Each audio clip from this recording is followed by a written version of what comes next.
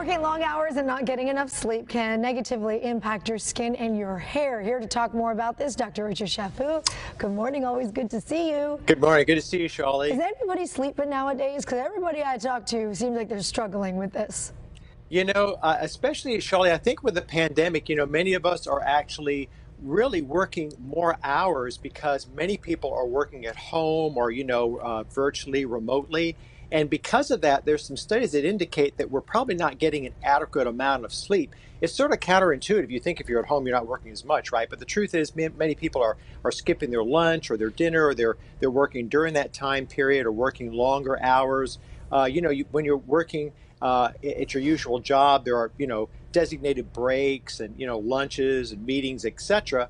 But the time seems to fly by us, and people overall seem to have been working longer, which means we're getting less sleep and we're more tired during this time than we have been before.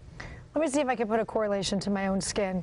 If you sleep a lot less, which is my life, what happens to your skin afterwards? Like, do you break out? Does it get dry? Well, Does you can't. Yeah, look you full? can't. Yeah, all the above. Actually, what happens is that we see that there are some very important factors. We notice that sleeping allows our skin to repair, to restore, and to renew itself. And so when we have diminished sleep, we actually have less growth hormones that our body produces. And so, unfortunately, the growth hormones, when they're in a lower level, they don't repair the skin as they would normally do. We see an increase in what are called inflammatory cytokines, which damage the skin. So we're seeing more breakouts, we're seeing more dryness to the skin, more aggravation, wrinkles, dark circles, the hypopigmentation.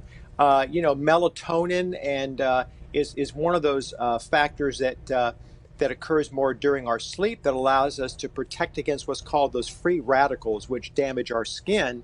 And if we're not getting enough sleep, we're just getting less of these hormones that naturally help us to restore and repair our skin. And when it happens, over a prolonged period of time, it certainly can have some significant long-term effects. We often correlate the lack of sleep with the bags underneath the eyes. Oh, you wake up in the morning. And I got these little nice cooling patches that I put on. I put all kinds of creams on, to cover it up, especially when I come here to work. Is there a connection between the lack of the sleep and what happens underneath our eyes? There is, Shally, because what we see is when there's a lack of sleep, we see a diminished blood flow that occurs from one area around the skin, and there's a diminished production of collagen. Collagen is a very important protein that's responsible for our skin's health. So when we see, a lack of sleep, specifically around the eyes, we'll see more bags, we'll see more lines, we'll see more dark circles, so to speak, and those are all related to diminished blood flow as well as diminished collagen production. So it is real, and it's something, if you do it frequently, you're going to see it as a long-term effect. Hair. Is that as effective? Hair. Because I don't know. Yeah. I see more in Your my hair eyes looks than my great. hair. Yeah. So, there's no question that hair, one of the biggest proteins for hair is keratin.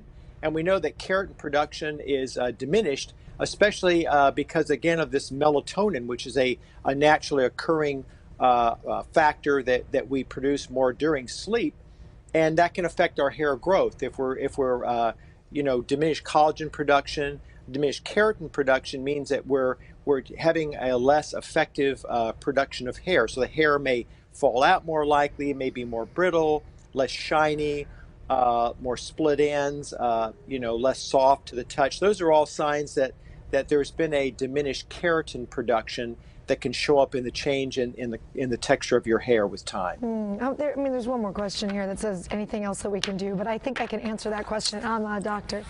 How about just get more sleep?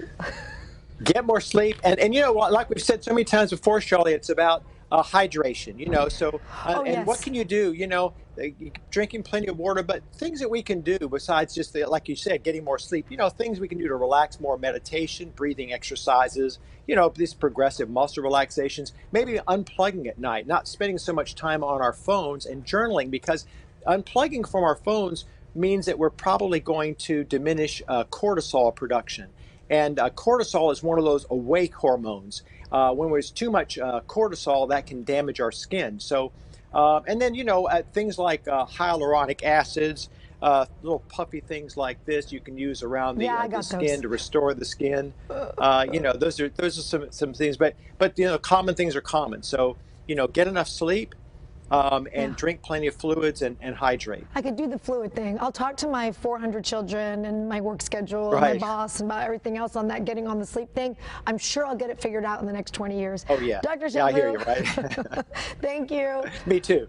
Okay, Bye. Shally. Good to see you.